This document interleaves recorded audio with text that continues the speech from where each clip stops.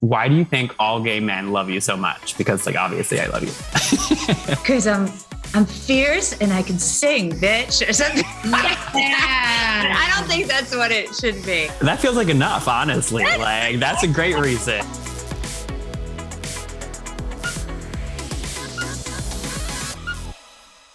Hi, Billy. It's nice to meet you. Nice to meet you too. Hey, I'm so excited to talk to you about Cinderella. This is it. Soon everyone will know my name. Dresses by Ella. Life outside this basement starts right now. If it's a million to wait, I'm gonna be that one. And you're gonna know my name.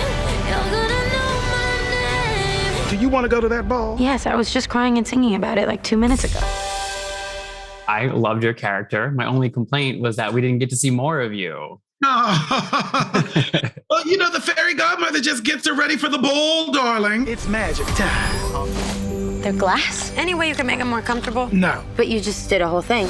even magic has its limits. I mean, but still, we could have laced you in some other ways, right? I mean, like, the missed Oh, you opportunity. hear my voice? Yeah, I mean, that's true. I mean, and you gave it to us, which I was totally here for. So my first question for you, was it difficult to reveal to the world that you're actually this magical, stunning creature born out of a butterfly? No. I've been working on this for a long time, child. Everybody knows that's why they called me. You can't wear that to the ball. I know. Oh, look at that. This is different. I've never seen anything like this. Okay, Dad. You said you wanted to be a businesswoman. Recently, I heard, which I did not know, but Kay Cannon actually said when she was writing it, I was the person she was writing it for. So that was fun news to get. That is amazing. I mean, what does that make you feel like, as an actor, to be like that person that's in the back of someone's mind for a role? Amazing. Yeah. I've worked a long time for that. So it's amazing. So the fabulous godmother, is there, or the Fab G rather, if that's what we're calling it, is there any significance behind the name change? The fabulous godmother is still what we call her, they, them, z's, whatever. And the Fab G for short just makes everybody in the middle of the country more comfortable. Fair enough. So personally, I loved seeing this sort of like iconic and positive character being reimagined as genderless.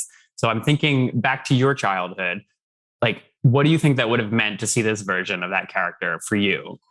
Well, one of the reasons why I said yes before I even looked at a piece of material was for that very reason. I didn't have anything to look at that represented me in any way. Representation matters. Representation is empowering. Representation is what makes a person feel like they're not alone in the world.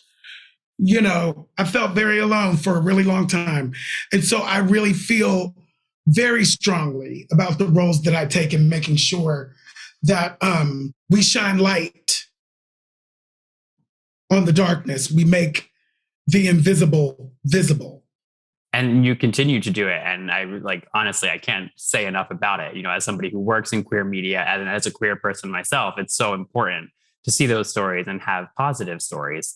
Yes. So it's amazing that you're doing that. I guess my final question for you here is if you could reinvent any other classic fairy tale character as genderless or queer, who would you like to see?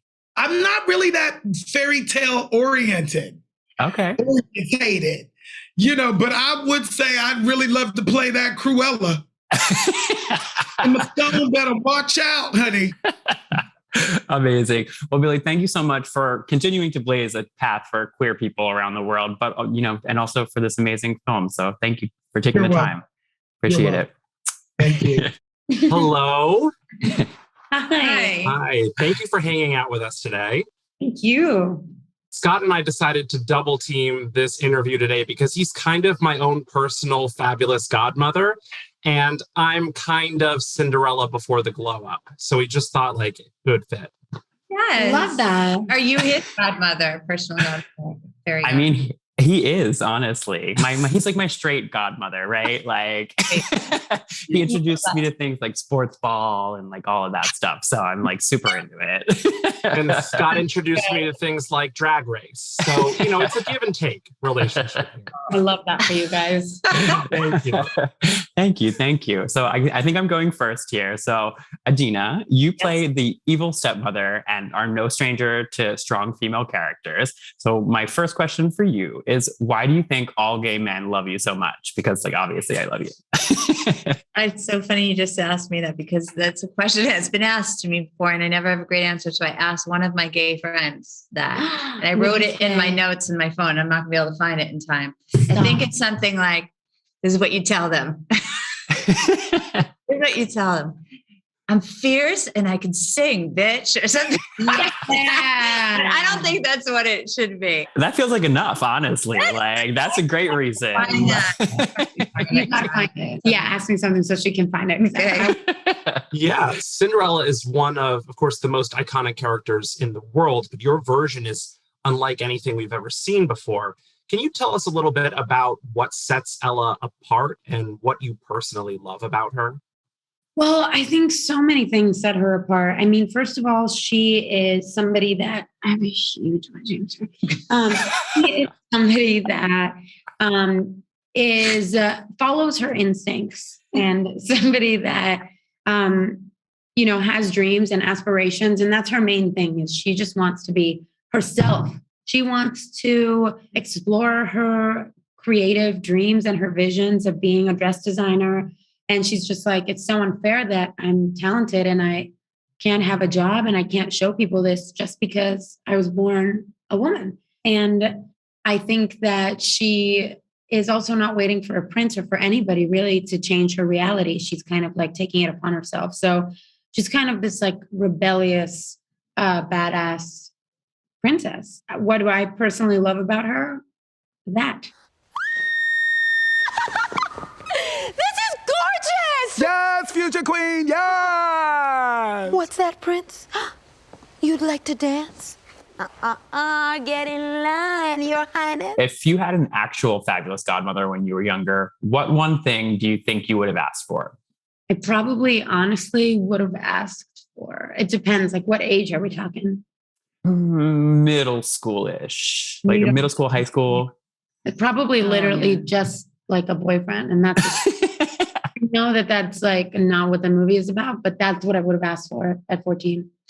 I would have asked for the side of my hair that I cut off to look like Molly Ringwald. Because that was a really awkward stage. And also that my boobs didn't grow from a size A to a D in 1 year. The grass is always greener, right? Like, I feel like that's always the case. Adina, as the stepmother, you have to say some fairly scathing things to Camila in this, in addition to tossing ink on her and pulling her ear. Were there ever times when you felt like once the take ended, you just had to be like, I'm so sorry for all of these things? I always did it. But she was so method. She was like, could you please pull my ear? No one's ever pulled my ear before. I don't know how it feels. I was like, punch me in the face. Cinderella, you don't need to go to the ball. Please, stepmother, I spent weeks making this dress. My future depends on it. We were playing and we all had each other's back. Yeah, and totally. We felt I safe. hit her back. And, yeah. I did. When the cameras ended, she took her green smoothie and threw it all over my costume. No. Adina, you have some original music in this one. And I know in a previous interview, you said that it was a real milestone to shoot your song Dream Girl because you had co-written this. So what was that experience like for you? Well, I was just, I've tried to submit songs before for films and it's hard to always know what they're looking for. And same thing for this, it wasn't a done deal. A lot of people submitted songs and Kay really felt like we nailed it, Laura and myself who wrote the song. And I guess, I really understood who this woman was. And I also wanted an opportunity to rock out a little bit more. Yeah. I'm always singing these empowering songs, trying to tell everyone to fly. But sometimes, it's rage. nice to sort of show the rage. Yeah. Camila, I know you've done a ton of music videos and some TV, but was there anything in this process of making a movie that surprised you? Like, I didn't know how this worked. That's such a good question. I didn't know how coverage and stuff worked. So just like the experience of you do a scene and, they shoot you from the back and it's your kind of co-star and then they shoot you. That sounds very not interesting, but I didn't know how that worked. Yeah, and lenses. I'm still learning all the time too, because a lot of times I go back and do theater, and then it's been a while before I get to do any film, and so I forget, and so I'm still learning how close is close. Especially singing. When you can be like, yeah, you can't. Sing sometimes else you look like a crazy person if the camera's serious. You're meant to be singing to the back row, so you can have crazy singing face. Crazy crying face. Yeah. So you have to learn what the lenses are doing. And you also learn when you're actually not on, how much. Totally. Yeah. Where to move your body, focal points and stuff like that. Yeah. Also, I think Kay was really great at giving us these things called fun runs where you kind of improvise and was very collaborative. So I didn't know that you could deviate from script. She's like a comedy writer. So she'll give you 3-4 totally different punchlines. Like and this, have you do it. Like this line. I was crying and singing about it 2 minutes. Oh my God. That's one of the funniest lines of the whole movie. Love it. Love it. Well, ladies, thank you so much for taking the time to chat with us. Bye. I'm very excited to be here with you today. Thank you for hanging out with me. Hello, buddy. How are you? Good. How are you? Not too bad, thank you. You seem to be surrounded by toys and paraphernalia of moviedom. Yes, that's kind of my thing. I told my mom I was interviewing all of these big stars from Cinderella, and her only response was, "Oh, I love Pierce Brosnan. He's just the best." Thanks to Mom. Love to Mom. I suppose that goes back to Remington. Dear Remington really paved the way for this career. Well, you've had such an incredible career with more than 100 film and TV roles over the span of 40 years. When you look at your career now versus the Remington Steele days or the James Bond days, are you having more fun? I've always had fun. I think it just comes with a bit more ease and knowing how to do the job, but it's still a challenge to be an actor. And that's also the exhilaration, of course. There's nothing more joyful than getting a script that touches your heart and you say yes to it. Then, of course, you have to do the work. You have to sit quietly and study and construct and destroy yourself somewhat to find your way into playing the role. So I don't know what else to do at this time in life, but carry on. Well, we all know you can actually sing thanks to your performance in Mamma Mia, but we don't really get to see you properly sing in Cinderella. And I wondered if you could pick any song for King Rowan to perform in this movie, if you had the chance, maybe one of your personal favorite karaoke songs, what would you have picked? If I should fall behind, wait for me, Bruce Springsteen. Wow, great choice. It is a good choice. It's the song that I chose for our wedding, our first dance, my wife Keely and I. And there wasn't a song in Cinderella when I first read it. And I said to Kay, I said, come on now, the king has to sing.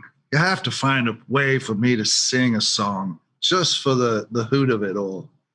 And she came up with this kind of crazy a cappella song of him trying to redeem his wife's good heart and, get into her good books again. And the bedroom. Well, anyway.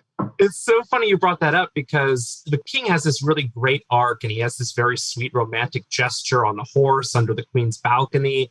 And I wondered if you ever had a similar, possibly embarrassing romantic gesture, maybe in your younger years or with your wife. I don't know if that's the kind of guy you are. My wife, Keely, and I have been together 27 years, and we still like each other and love each other and share each other's company and joy of life and all the trials and tribulations that go with it, being a father and mother. But we did a film last year, which was Eurovision with Will Ferrell, and we got to be together, the two of us, and hang out in England and see my mother and go to Edinburgh and go to Iceland. So I try to pick films with good locations. Well, liking each other is always a good start. So a good start. Yeah, I wish you the best. And thank you so much for taking the time with me today. The best to you and love to Mom. Thanks, Pierce. I appreciate it. Bye. Bye-bye.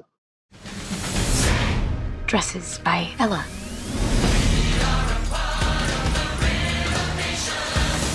Here's a laugh. This girl fancies herself a businessman. Cinderella, it's only my love for your father, rest his soul, that stands between you and a life on the street. I have to make a life for myself. I'll sell one of my signature dresses. Soon everyone will know my name. To make sure your nuptials are done properly, we shall hold a ball. You shall find a bride. Somebody to love. Cinderella, you don't need to go to the ball. Please, stepmother, I spent weeks making this dress. My future depends on it.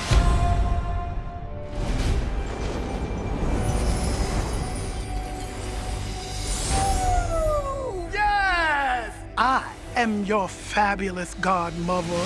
Do you want to go to that ball and meet a bunch of rich people who will change your life? Yes, I was just crying and singing about it like 2 minutes ago. Then go you shall! Oh, look at that. This is different. Okay, Dad. You said you wanted to be a businesswoman. It's magic time. Holy. Where's my tail? I can't balance without my tail. I'm imagining a world outside. I'm when I'm in. Oh my God. It didn't happen. And even if it did happen, Hi. Would you like to dance? right now. Where did you get that dress? I designed it. I pick you to be my princess. What about my work?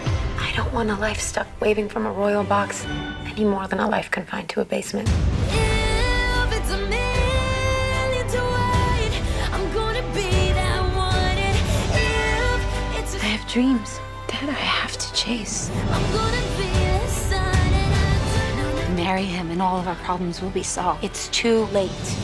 you're afraid. Life outside this basement starts right now.